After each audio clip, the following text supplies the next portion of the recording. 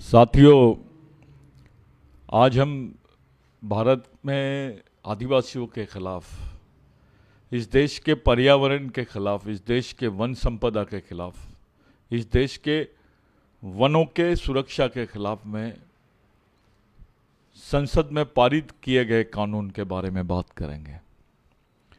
वास्तविकता में ये कानून जो है, ये 1980 का जो कानून था, forest protection act, forest conservation act, उसको अमेंड करके बनाया गया है। यानी 1980 के कानून को संशोधित करके ये कानून बनाया गया है।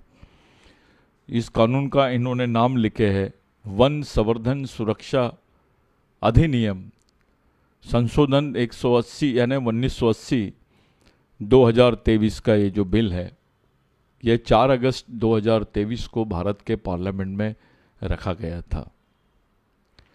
ये बहुत विवादित बिल था, यह विषय बहुत विवादित था। इसको राज्यसभा में डायरेक्ट रखने के बजाय वर्तमान भाजपा आरएसएस की सरकार ने इसको जेपीसी की तरफ फॉरवर्ड किया, जिसको जॉइंट पार्लियामेंट्री कमेटी बोलते हैं, संयुक्त संसदीय समिति। इस संयुक्त संसदीय समिति की तरफ ये जो बिल का प्रारूप दिया गया, उसमें जो संशोधन किए गए, उन संशोधनों को देखने के लिए, उसकी जांच करने के लिए जॉइंट पार्लियामेंट्री कमेटी को दी गई थी ये रिपोर्ट। हुआ ये कि बहुत ही कम समय में जॉइंट पार्लियामेंट्री कमेटी ने इस बिल के जितने संशोधन थे सरकार द्वारा, उसको मान्य कर लिया और ये बिल राज्यसभा में गया। ये राज्यसभा में जब पारित हो रहा था, तो इस बिल को लेकर किसी विपक्ष के आदमी ने एक लॉजिकल डिस्कशन इस संबंध में नहीं किया। किसी को समझ में नहीं आया और आदिवासियों को भी समझ में नहीं आया, क्योंकि उस वक्त पूरे आदिवासियों का ध्यान मणिपुर में था। जो मणिपुर की घटना थी, उस वक्त पूरे आदिवासी उससे स्तब्ध हो गए थे, जहां पर आदिवासियों को नंगा सड़क पे घुमाया गया, हमारी माँ बहनों को नंगा सड़क पे घुमाया गया, उनके खुलेआम गोली मारा गया, उनके घरों को आग लगा दी गई, उनके बच्चे उसमें जल गए, जिसकी रिपोर्ट इनको नहीं मालूम। सरकार ने बताया कि भाई ये घटना की हमको जानकारी नहीं थी। ऐसा कभी हो सकता है क्या कि सरकार को इस घटना की जानकारी ना हो? इस पर पार्लियामेंट में आदरणीय प्रधानमंत्री जी ने कुछ भी नहीं बोला। ये जितनी बातें हो रही है, उसी दरमियान ये जितनी बातें हो रही है, इसको समझते हुए मैं आपको बताना चाहता हूं कि इसी दरमियान ये बिल संसद में लाया गया और राज्यसभा में पास करके इसको देश की आदिवासी राष्ट्रपति, आदरणीय आदिवासी राष्ट्रपति के पास दिया गया और उस पर उन्होंने साइन किए और ये कानून के रूप में हमारे बीच में आया, जिसको फॉरेस्ट कंजर्वेशन एक्ट अमेंडेड 1980 2023 के नाम से जाना जाता है।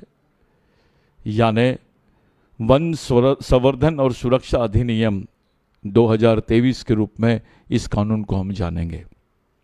साथियों, ऐसा कानून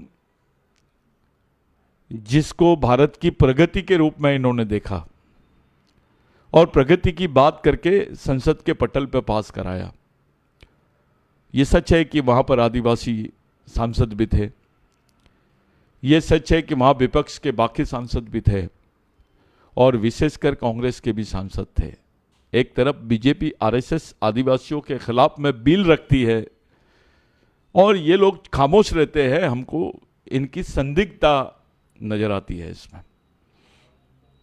इस बिल का विरोध खुली तौर पे कहीं नहीं हुआ। कुछ इंटेलेक्चुअल से जो इस बिल के बारे में बात कर रहे हैं, क्योंकि मैं एक आदिवासी हूं, इस समाज में हमने पैदा हुए हैं, इस समाज के जीवन को हम समझते हैं और इन तकलीफों से हम गुजरते हैं, इसलिए मुझे ऐसा महसूस हुआ। और जब इस बिल को पढ़ा गया और मैंने महसूस किया कि इस बिल ने आदिवासियों के पूरे वन भूमि के जो अधिकार है, जिस पर आदिवासियों की दावेदारी थी, उस भूमि के अधिकारों को पूर्णतः समाप्त कर दिया है। जो अधिकार आपको आपके पूर्वजों के संघर्ष से मिले थे, उनकी कुर्बानी से मिले थे, इसके लिए हजारों लाखों लोग मारे गए, इसके लिए कई क्रांतिकारी फांसी के तख्ते पर चढ़े। उनकी कुर्बानी का नतीजा था कि इस देश में आदिवासियों को भूमि अधिकार मिले।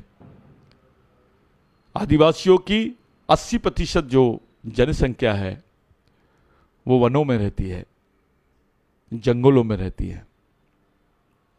यह बिल आपके 2006 में जो ऐतिहासिक जजमेंट हुआ था,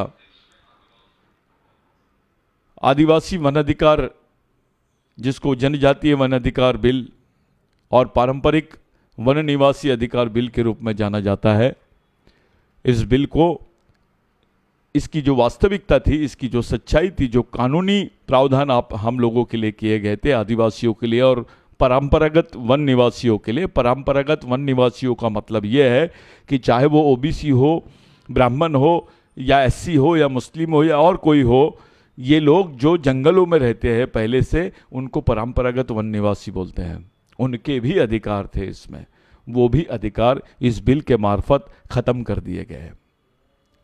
इस बिल में प्रावधान किया गया कि इस देश के कॉरपोरेट, इस देश की निजी कंपनियां, पूंजीपति और उद्योगपतियों को वो जमीन ये लोग लीज पे देंगे, और लीज पर विकास के नाम पे देंगे। वहां पर वो लोग रिजॉर्ट्स, जू और बहुत सारी चीजें वो लोग करेंगे। इंडस्ट्रियल एक्टिविटीज भी होंगी वहां पर, इससे कोई दो राय नहीं है। ये मांग रहे हैं उस तरीके से, लेकिन उस पर इंडस्ट्रियल एक्टिविटी होगी। वहां मिनरल्स पे बात करेंगे ये लोग। धीरे धीरे आदिवासियों की जितनी भूमि है, वन की जो भूमि है, इसको समाप्त कर देंगे। ये बिल का संबंध केवल आदिवासियों से नहीं है, इस बिल का संबंध इस देश के पर्यावरण से भी है। और ये कोई छुपी हुई बात नहीं है कि इस देश का पर्यावरण, इस देश के जंगल, इस देश के जो पेड़ है, इस देश में जो पर्यावरण है, इस देश की जो इकोलॉजी है, इसका अगर संरक्षण किसी ने किया है तो आदिवासियों ने किया है। क्योंकि हमारी संस्कृति बाकी लोगों से बहुत अलग है। धार्मिक माइंड का जो आदमी है, धार्मिक सोच का जो व्यक्ति होता है, वो प्रकृति में अपने अधिकारों की तलाश करता है। लेकिन सांस्कृतिक माइंड का जो आदमी है, अपने अधिकारों के साथ साथ वो प्रकृति के भी अधिकारों को तलाश करता है, उसको जगह देता है अपने जीवन में।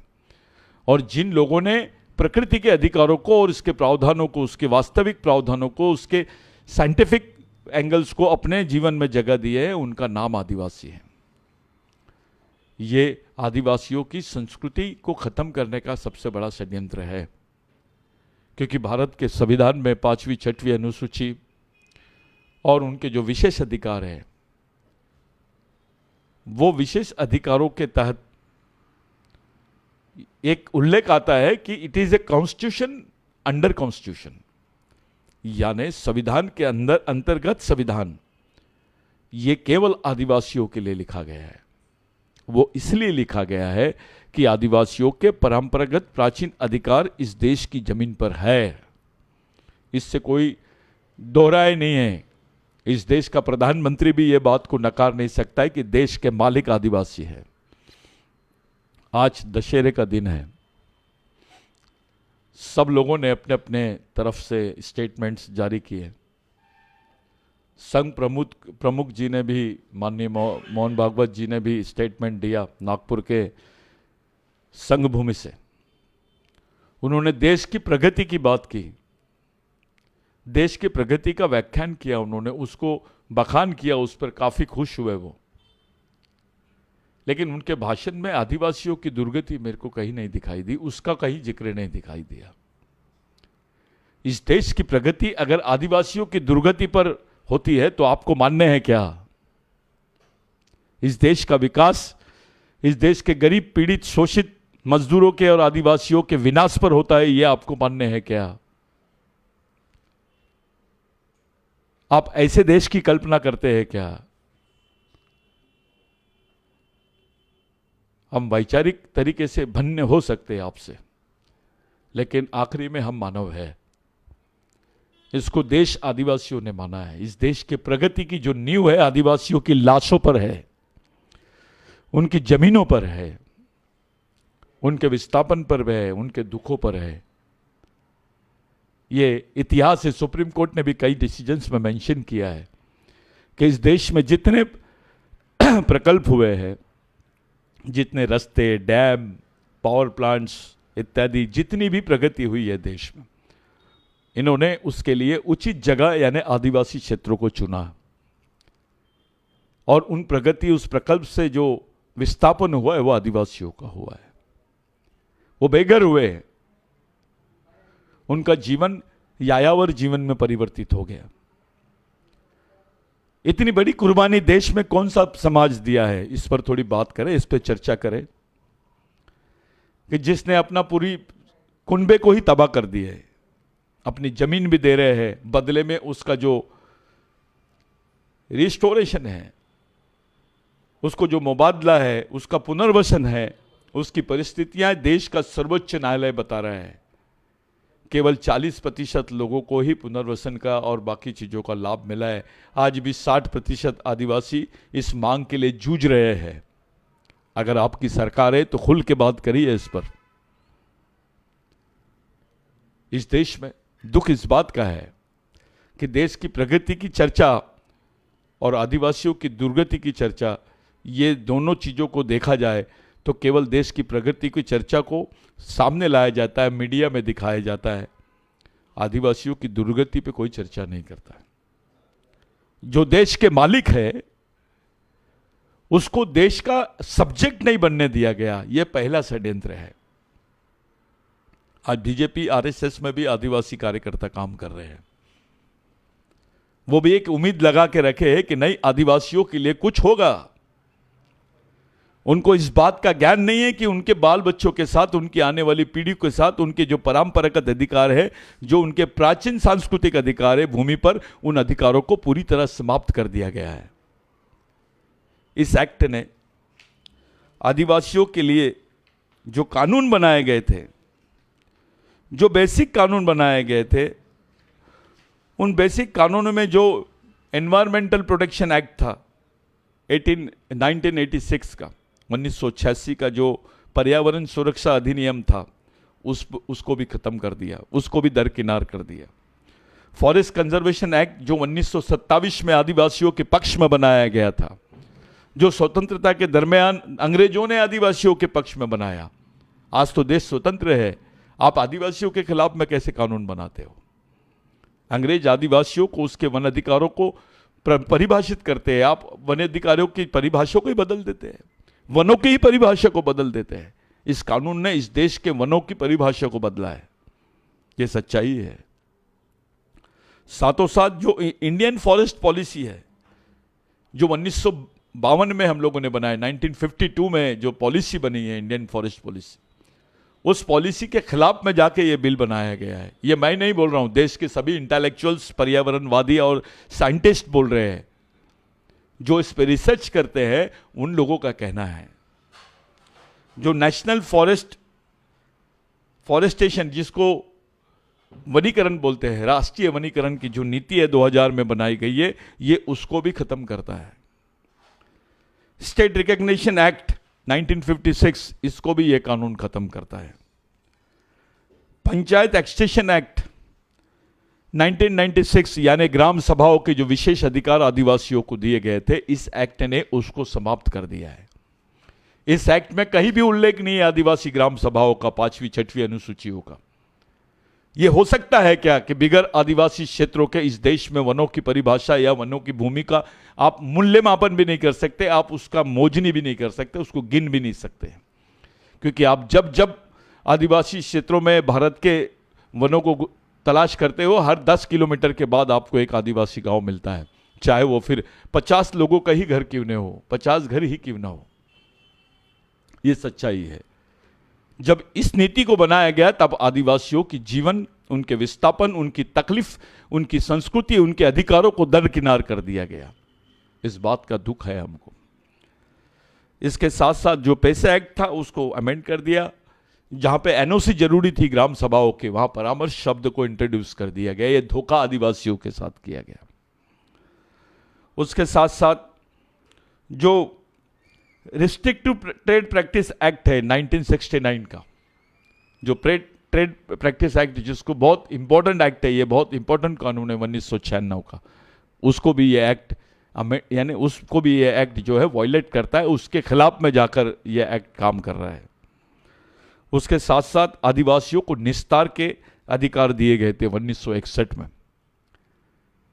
1961 का जो एक्ट है, निस्तार एक्ट, उसको भी ये एक्ट खत्म करता है, उस पर भी ये एक्ट बात नहीं करता है।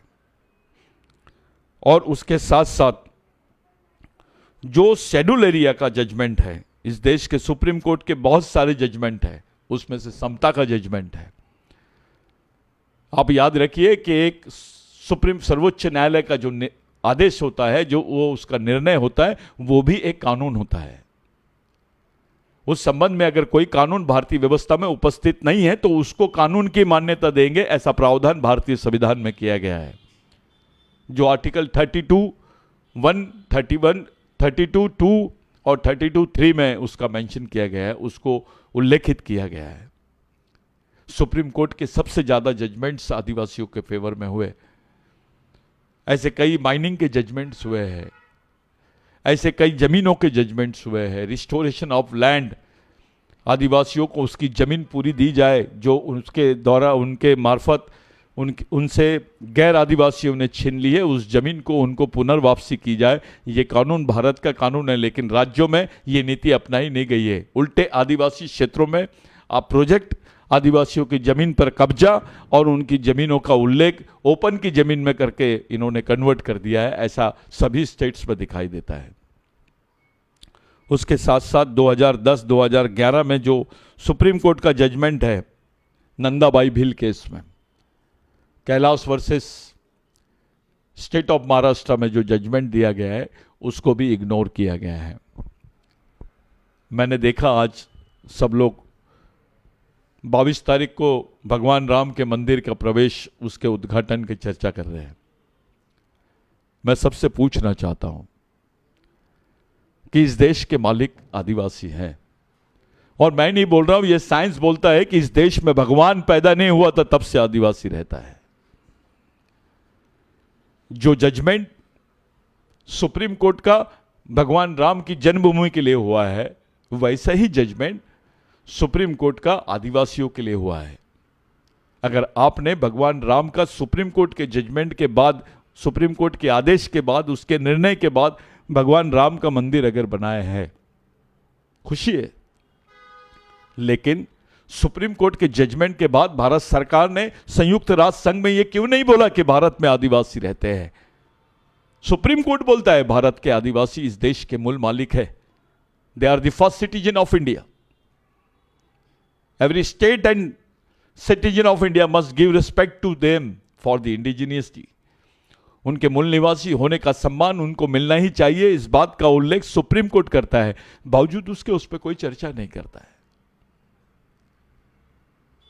यह देश राम का है, अगर यह बात सही है तो यह बात कोई नकार नहीं सकता कि यह देश आदिवासियों का भी है। और इस देश के ओबीसी, एससी, एसटी, माइनॉरिटीज के लोग, चाहे क्रिश्चियन, मुस्लिम, कोई भी हो, ओपन के भी कुछ लोग, ये आदिवासियों के वंशज है। ये इस देश की वास्तविक हिस्ट्री है और इस देश की एक संस्कृति है जिस पर मैं बात कर रहा हूं। आज ग्लोबल वार्मिंग के समय पर विश्व जो पर्यावरण पर चर्चा कर रहा है आज, कि ग्लोबल वार्मिंग पे जो खतरा आ गया है, आदमी मानव जीवन को खतरा आ गया है। 49 डिग्री सेंटीग्रेड यानी 49 डिग्री सेंटीग्रेड तक के देश का तापमान चले गया है। 50-52 के बाद में आदमी रह नहीं सकेगा, बाहर निकल नहीं सकेगा, यह तापमान होता है। यह तापमान क्यों हो रहा है? यह पर्यावरण बदल की वजह से हो रहा है। जो झाड़ों की कटाई हो रही है, जो झाड़ों का विनाश, वनों का विनाश हो रहा है, यह आदिवासियों ने किया है। जंगली जानवरों को इन्होंने शिकार के मार्फत, शौक के खातिर जंगली जानवरों को मारे, यह आदिवासियों ने किया है। जंगल की कटाई करेंगे कोई, जंगल आदिवासियों का है, लेकिन आरा मशीनें आदिवासियों की है क्या?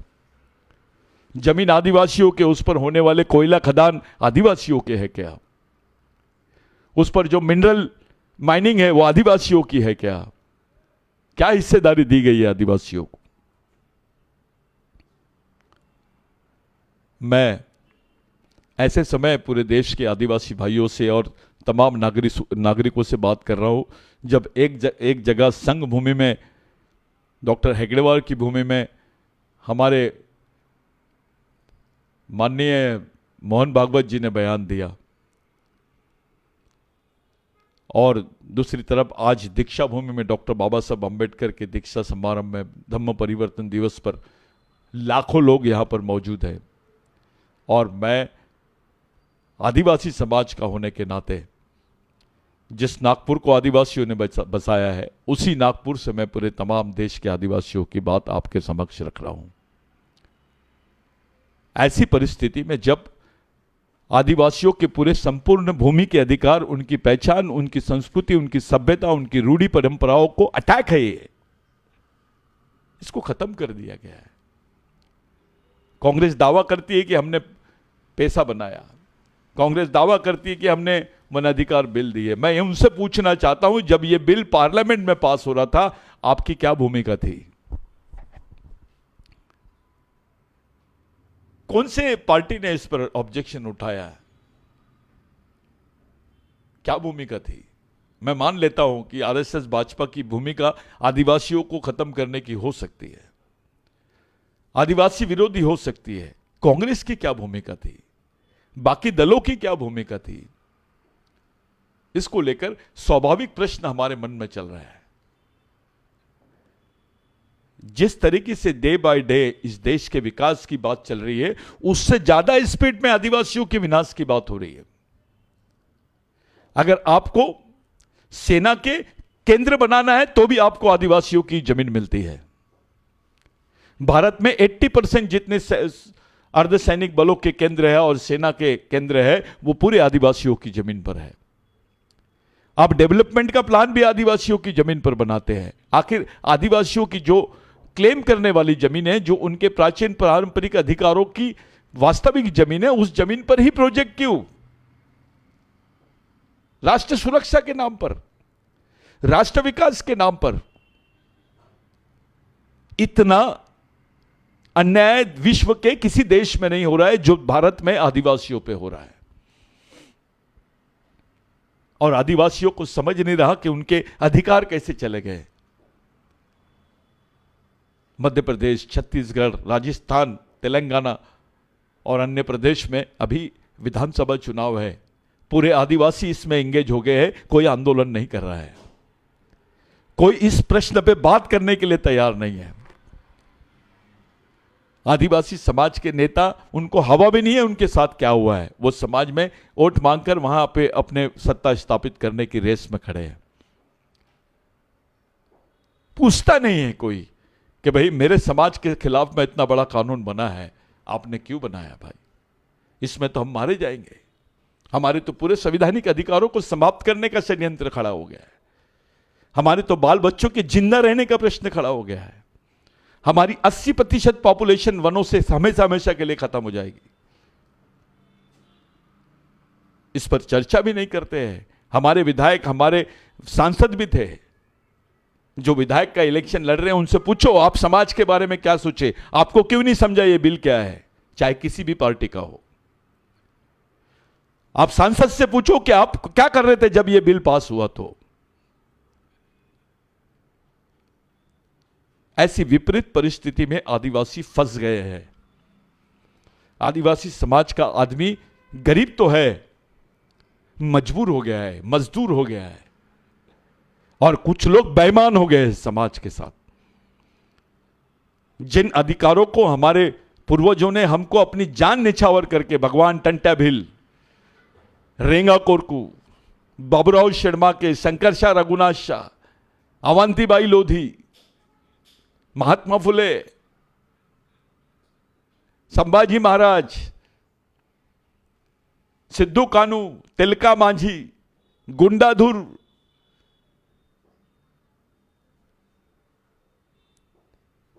कुमरा भीमू, ऐसे कई हजारों आदिवासी शहीद हुए हैं।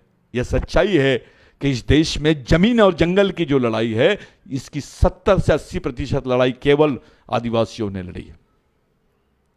यह जो कानून पास हुआ है, इस कानून का अध्ययन अलग अलग लोग कर रहे हैं, लेकिन आदिवासी चुप है। इतना सेंसिटिव कानून, इतना संवेदनशील कानून पास हुआ है और आदिवासी चुप है, यह समझ के परे है। यह मौका है आपको आंदोलन करने का। इस देश में आप लोकतंत्र को मानते हो, ये लोकतंत्र के आड़ पे आपको खामोश कर देंगे। आपका इलेक्शन खत्म हो जाएगा, गवर्नमेंट बन जाएंगे, उसके बाद आपकी बातों को कोई नहीं सुनेगा, कहीं जगह नहीं मिलेंगी आपको। आपके बाल बच्चों के प्रश्नों के साथ खिलवाड़ हुआ है। इस एक्ट में एक प्रोविजन किया गया है कि आदिवासी क्षेत्रों में पैरामिलिट्री फोर्सेस और फोर्सेस, ये दोनों लगाए जाएंगे, इनके सेंटर्स बनाए जाएंगे, इनके केंद्र बनाए जाएंगे। यानी अर्धसैनिक बल, बीएसएफ बोलते जिसको, सीआरपीएफ बोलते जिसको, और सेना, जिसको सेना बोलते हैं आप, ये आदिवासी जंगली क्षेत्रों में, जहां जहां जंगल है उन क्षेत्रों में तैनात की जाएगी। ये प्रावधान है इस कानून में। आज पुलिस है तो आप कंप्लेंट कर सकते हैं, आंदोलन कर सकते हैं। आप कोई कंप्लेंट होगी तो कोर्ट में जाएगा, उस पर मामला चलेगा। इसको कानून का राज बोलते हैं। लेकिन मिलिट्री रहेंगी तो आप क्या करोगे, कैसे आंदोलन करोगे? मिलिट्री का काम तो केवल गोली मारने का है। मिलिट्री को आसपा कानून के अंतर्गत, जिसको arm force special protection act बोलते हैं, सेना को विशेष अधिकार दिए गए, उन पर कोई कार्रवाई नहीं होती है। यही प्रैक्टिस जम्मू कश्मीर में हुई है, यही प्रैक्टिस पंजाब में हुई है, यही प्रैक्टिस नॉर्थ ईस्ट में, अरुणाचल में, नागालैंड में, बाकी क्षेत्रों में हुई है। सुप्रीम कोर्ट के जजमेंट से उसके ऊपर, उस पर आयोग गठन किया गया है। वो आयोग बोलता है कि इस कानून के अंतर्गत जो सेना को विशेष अधिकार दिए गए, उसको बैन खत्म किया जाए। लेकिन सरकार ने आदिवासी और आर्मी को खड़ा कर दिया आमने सामने। जब हमारा विस्थापन होगा इन क्षेत्रों से, जब आंदोलन हम करेंगे, तब हमारे सामने पुलिस नहीं आर्मी रहेगी। कैसे लड़ोगे आप? जो आर्मी ऑपरेशंस होते हैं उसके खिलाफ में क्या आवाज लगाओगे आप? आप विधायक होने के नाते बोल सकते हैं क्या आप? कोई विधायक अपनी पार्टी पॉलिसीज के खिलाफ में नहीं बात करता है। बिरसा ब्रिगेड का मिशन इस देश में आदिवासियों के बीच में एक विचारधारा का विस्तार कर रहा है, उनको वैचारिक रूप से संगठित करने की बात कर रहा है। इस देश के करीब करीब 400 जनजाति के आदिवासी भाई आज बिरसा ब्रिगेड के मिशन से जुड़े हैं। इस देश के 22 राज्यों में आदिवासी जनसंख्या के साथ बिरसा ब्रिगेड का कनेक्शन है। यह आदिवासी बचाओ आंदोलन, मिशन मध्य भारत, अब हमारे साथ जो ऑर्गेनाइजेशंस को हम लोग लिफ्ट करते हैं, उनको जो मदद करते हैं, उनको प्रशिक्षित करने, हमारे साथ में जो संगठन है, जैसे JS हो गया, GSU हो गया, बाकी और संगठन है, ये संगठन भी हमारे ही संगठन है।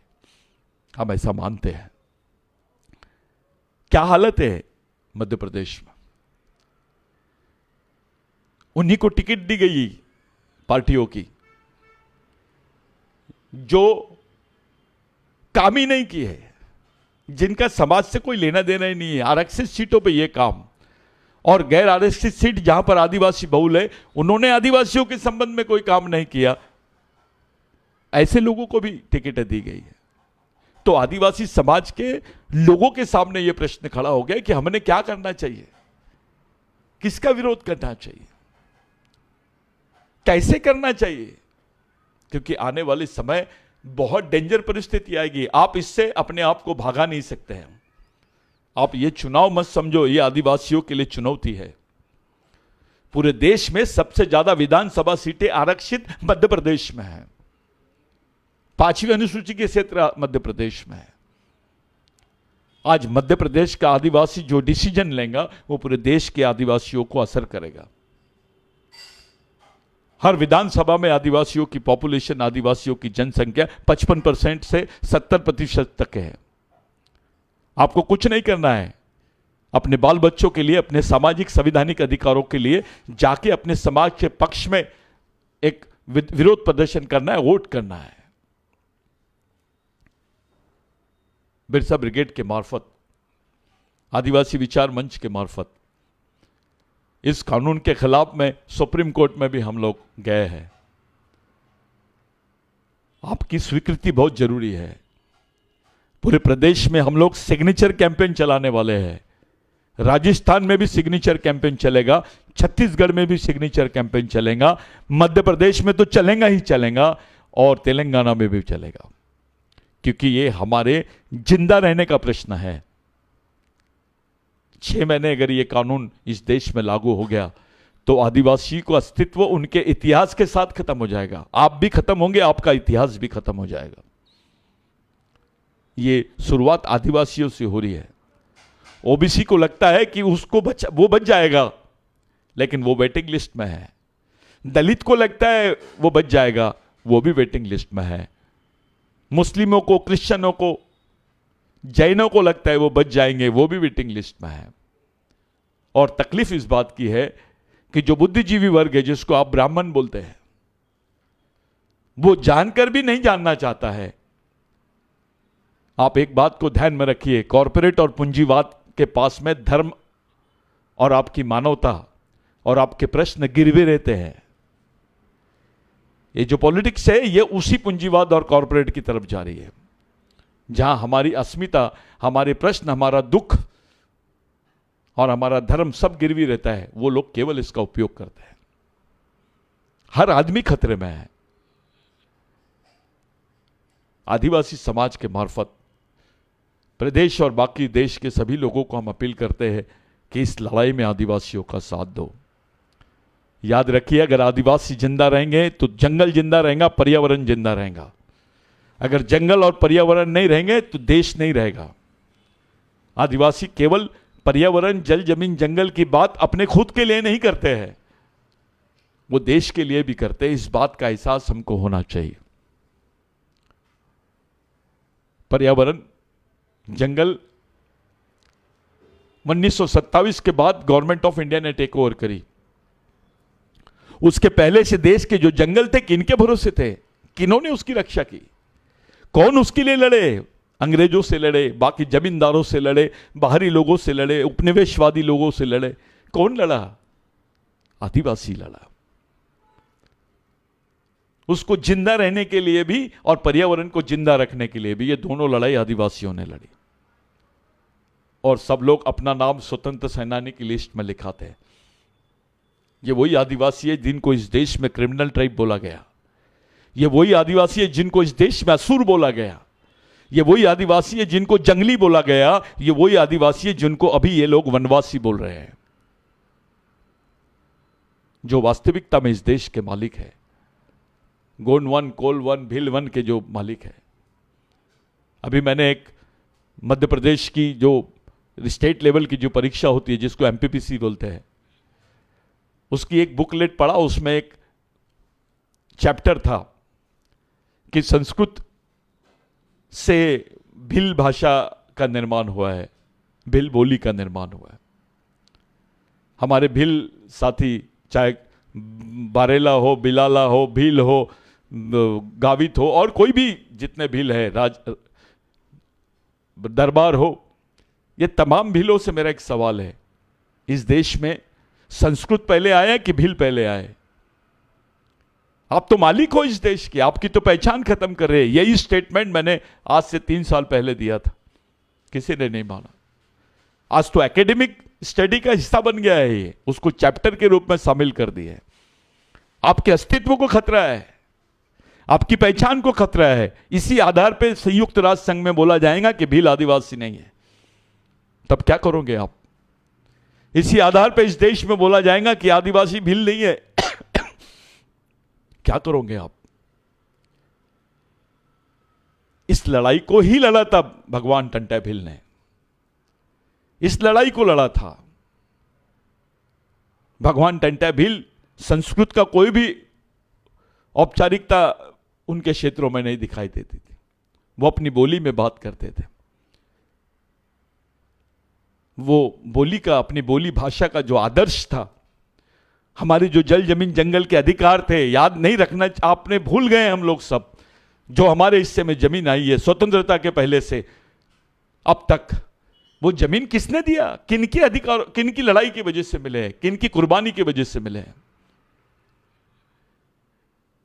यही हमारे भगवान है। बाबूराव शर्मा तंटा भील राघोजी भांगरे, रेंगा कोरकू, इस लड़ाई को संपूर्ण आदिवासी समाज को लड़ना पड़ेगा, ओबीसी को लड़ना पड़ेगा, क्योंकि जिस दिन आदिवासी खत्म, ओबीसी, दलित, ये इनका अस्तित्व खत्म हो जाएगा। इस देश की सांस्कृतिक विरासत यानी आदिवासी है, इस देश का मालिक यानी आदिवासी है। कैसे झगड़ा हो सकता है आदिवासी और ब्राह्मणों के बीच में? किस बात का झगड़ा होगा? एक आदमी ने आदिवासी पे पेशाब कर दिया तो पूरे ब्राह्मणों के साथ झगड़ा हो जाएगा। वो पेशाब करके क्या दिखाना चाहते थे? अपमानित ही करना चाहते थे आदिवासियों को। लेकिन उसका परिणाम यह हुआ कि आदिवासियों के, पूरे प्रदेश के लोगों में ब्राह्मणों के प्रति एक अलग टाइप की भावना खड़ी हो गई। इस्तेमाल हो रहा है कमेटी का, हमारे लोगों का इस्तेमाल हो रहा है, चाहे ब्राह्मण हो, आदिवासी हो या कोई भी हो। इस सच्चाई को समझना पड़ेगा, क्योंकि आपका जीवन किसी संगठन या पार्टी के लिए नहीं है, आपका जीवन मानवता के लिए है, जमीन पर है आपका जीवन। आदिवासी संस्कृति में कोई भेदभाव नहीं है। आदिवासियों ने कभी किसी के साथ कोई भेदभाव नहीं किया है।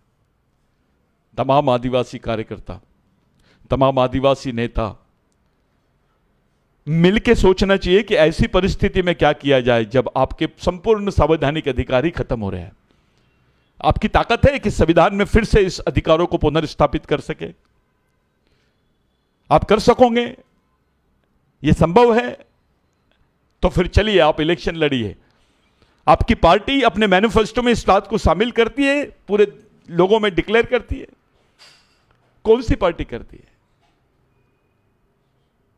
बीजेपी के आदमी के साथ सामने जो आदिवासी कार्यकर्ता है, उसके सामने सवाल है कि उसने पूछना चाहिए हमारे समाज के खिलाफ में इतना बड़ा कानून कैसे पास हुआ। कांग्रेस को लोगों ने अपने लोगों से पूछना चाहिए कि जब यह कानून पास हो रहा था तब हमारी भूमिका क्या थी, पार्टी की भूमिका क्या थी। बाकी पार्टियों से भी पूछो, आपके भी सदस्य हैं। इन परिस्थितियों में हम लोगों ने एक निष्कर्ष निकाला कि हम राजनीतिक गठबंधन पे चुनाव में नहीं जाएंगे। इसको चुनाव नहीं, चुनौती समझ रहे हैं हम। राजनीतिक गठबंधन के आधार पे ना जाते हुए सामाजिक गठबंधन के आधार पे हम लोग चुनाव में जाएंगे। फिर वो चाहे ब्राह्मण भाई हो, क्रिश्चियन भाई हो, मुस्लिम भाई हो, सिख भाई हो, दलित भाई हो, ओबीसी भाई हो, हम सबसे सामाजिक गठबंधन की बात करेंगे और उस आधार पे चुनाव की परिस्थितियों को बदलने की कोशिश करेंगे। क्योंकि हमको यकीन है हम बहुत संख्या में हैं।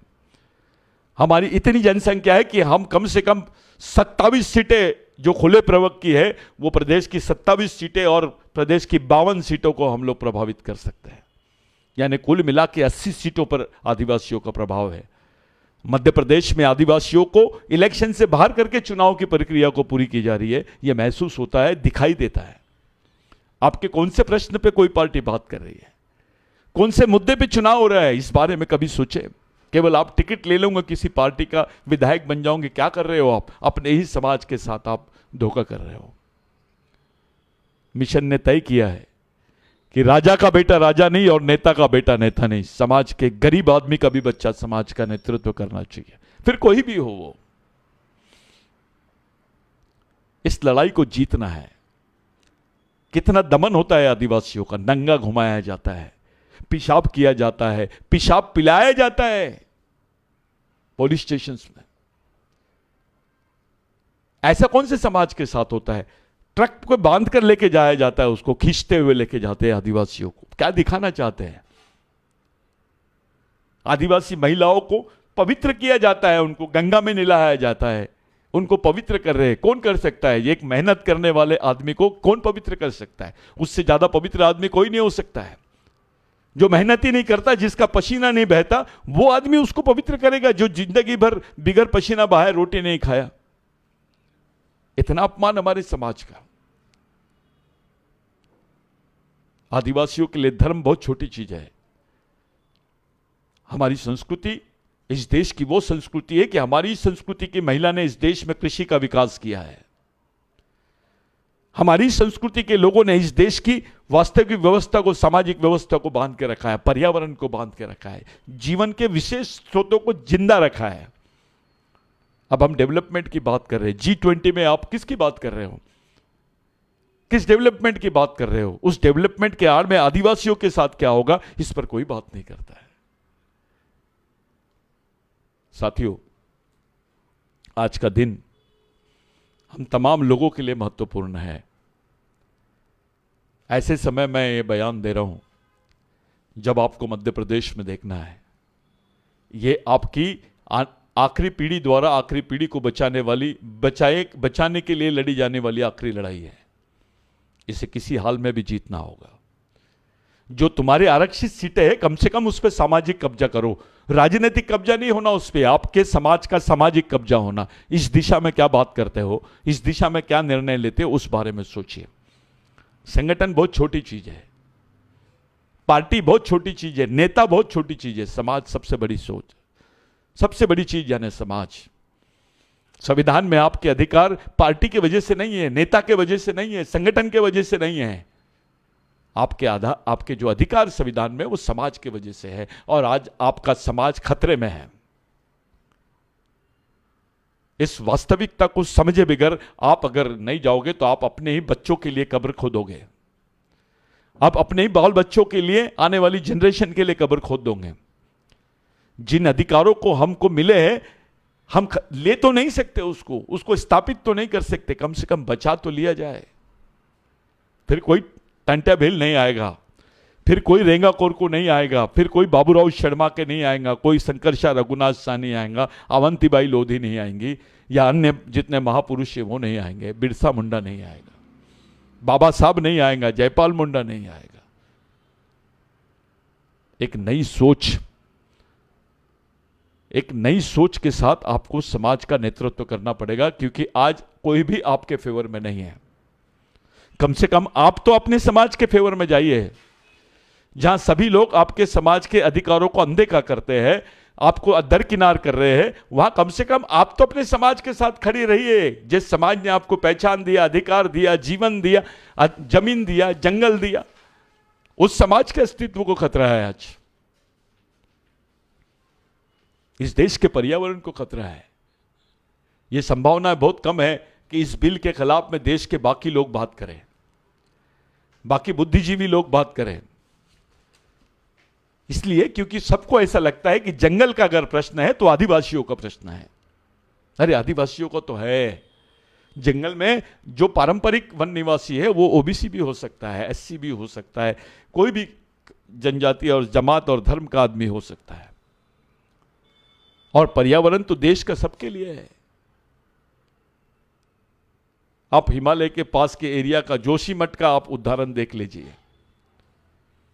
जोशीमठ की जो वास्तविकता है, जो पर्यावरण की वजह से वहां पर जो इतना बड़ा ये आया है, तूफान आया है, उस तूफान से आप लोग ये कर सकते हो। वास्तविकता में पर्यावरण का जो साइंस है वो आदिवासी संस्कृति में दबा हुआ है।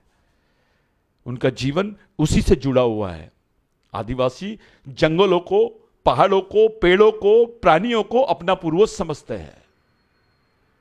यह सच्चाई है। ये ओबीसी में भी यही सोच मिलेगी, दलितों में भी यही सोच मिलेगी। इस देश के जो आदिवासियों के वंशज है उनमें आपको कहीं ना कहीं इसके अवशेष मिलेंगे। साथियों, धर्म, जाति, पार्टी और नेता इस सोच, ये छोटी वाली सोच से बाहर आओ। अपनी सामाजिक और संवैधानिक सोच की तरफ चलो। यह आखिरी मौका है आपको आपके बाल बच्चों को बचाने का। एक उदाहरण पेश करो। किसी भी पार्टी में रहो आप, किसी भी पार्टी के हो सकते हो आप, लेकिन समाज पहले है। समाज की बात, समाज के अस्तित्व को खत्म करने का जब षड्यंत्र होता है तो वहां पार्टी, व्यक्ति कोई मायना नहीं रखता। इस स्वार्थ से बाहर आ जाओ। मेरी हाथ जोड़ के पैर पड़ के आप लोगों से विनती है, बिरसा ब्रिगेड के मार्फत आप लोगों से अपील है, समाज के मार्फत आप लोगों से सामाजिक अपील है कि इस प्रश्न पे गंभीरता से सोचिए। आपको बार बार कुछ करने का मौका नहीं मिलेगा और ना ही आप इस स्थिति में हो कि इतने बड़ी परिस्थितियों का आप मुकाबला कर सको, क्योंकि आप तो एक जगह नहीं है, हम टुकड़े टुकड़े में बटे हैं आदिवासी। जो कुछ जमे हुए हैं, जो कुछ है वो है। हम इस सामाजिक लड़ाई में सभी समाज बांधवों से हम मदद मांगेंगे, उनको बताएंगे कि उनका जीवन आदिवासियों के जीवन से कैसे जुड़ा है। यह धर्म मरम बहुत छोटी चीज है। पर्यावरण नहीं रहेगा तो आप क्या कर लोगे? इस देश में पर्यावरण अगर प्रॉपर बैलेंस नहीं रहेगा तो हम कैसे जिंदा रहेंगे? अब तक के जो जीवन मिला है, अब तक के जो पर्यावरण, वो आदिवासियों की देन है। ये झूठी बात है। कुछ एनजीओ के लोग ये बात कर रहे हैं, ये तो केवल उसको अध्ययन का विषय समझते हैं। आदिवासी तो जीता है उसको। इस इलेक्शन में सही निर्णय होना चाहिए समाज के पक्ष में, ऐसी हम साफ लोगों से सामाजिक अपील करते हैं। चाहे छत्तीसगढ़ हो, मध्य प्रदेश हो, राजस्थान हो या कहीं पर भी हो, इस वास्तविकता को आप लोग समझो, इस बिल को पढ़ो, इस बिल को समझो, इसके परिणामों को समझो, इसके दूरगामी परिणामों को समझो, इसके दुष्परिणामों को समझो। ये केवल आदिवासियों को नहीं, पूरे देश के खिलाफ में भी जा सकती है इस व्यवस्था। सरकार ने इस पर पुनर्विचार करना चाहिए। सरकार की मंशा केवल राष्ट्र विकास की हो सकती है, इससे चंद पूंजीपतियों को फायदा होगा, लेकिन 120 करोड़ लोग मारे जाएंगे और उसमें सबसे पहले मरने वाले का नाम है आदिवासी, जो उसका जीवन ही समाप्त हो जाएगा क्योंकि उसके अधिकारों की अनदेखी की गई, संवैधानिक प्रावधानों की अनदेखी की गई, पर्यावरण और वन सुरक्षा के कानूनों की अनदेखी की गई। इसके दुष्परिणाम हमारे जीवन के ऊपर होगी, हमारे आने वाली जनरेशन पे होगी। इस पर पुनर्विचार होना चाहिए। आज के दिन हम लोग आपसे अपील करते हैं, आपसे मैं सामाजिक अपील करता हूं कि इस मुद्दे पर हम लोग पूरे चुनाव को प्रभावित करेंगे। हम कोई भी पार्टी के लोग हमको समर्थन करें ये बात अलग है, लेकिन हम स्वतंत्र रूप से सामाजिक इलेक्शन की तरफ जाएंगे, क्योंकि हम समाज की लड़ाई समाज के लिए, समाज के लोगों के लिए, सामाजिक अधिकारों के लिए, सामाजिक पहचान के लिए और सामाजिक जीवन के लिए लड़ रहे हैं। इसी उम्मीद से कि आप लोग इस पर विचार करेंगे, मैं आपसे रजा लेता हूं। धन्यवाद। जय बिरसा, जय आदिवासी, जय गोंडवाना, जय भारत, जय भीम।